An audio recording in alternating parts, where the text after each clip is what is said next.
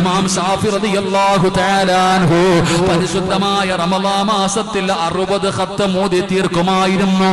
ഇമാം അബൂ ഹനീഫ റളിയല്ലാഹു തആല അൻഹു പടച്ചവനെ രാത്രിയിൽ നിസ്കരിച്ച് ഖത്തം തീർക്കുമായിരുന്നു.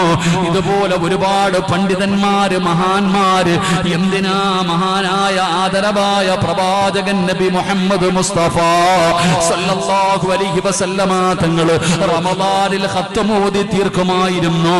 എടുത്തോ ചെറുപ്പക്കാരാ, 15ാമത്തെ നോമ്പ് പിടിച്ചിരിക്കുന്നവരെ ഒരു ജുസുവെങ്കിലും പാരായണം ചെയ്തോ.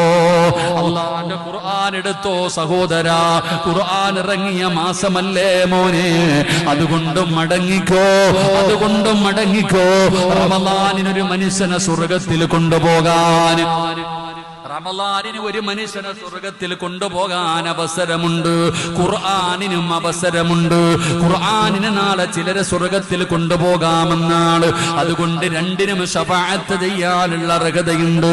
അതുകൊണ്ട് പടച്ചവന് ഇനിയുള്ള ഓരോ നിമിഷവും വിലപ്പെട്ടതാണ്, തിരിച്ചു കിട്ടാത്തതാണ്. അല്ലാഹു ഒരിക്കലും തിരിച്ചു തരൂല.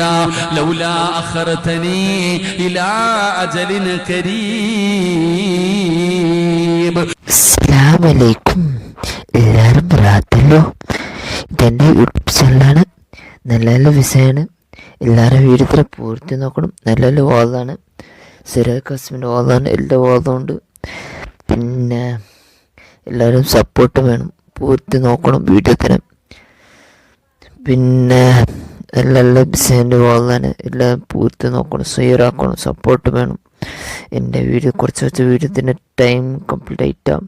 പിന്നെ എല്ലാം ഇതും എല്ലാവരും പൂർത്തി വാദം നോക്കുന്നില്ല. നല്ല നല്ല ബിസിൻ്റെ വാദമാണ്. വേറെ എല്ലാവരും ഷെയർ ആക്കണം. സപ്പോർട്ട് മെയിൻ വേണ്ടത് നിങ്ങൾക്ക്. നല്ല നല്ല വാദം ഉണ്ടല്ലേ, ആണ്. എല്ലാവരും സപ്പോർട്ട് വേണം.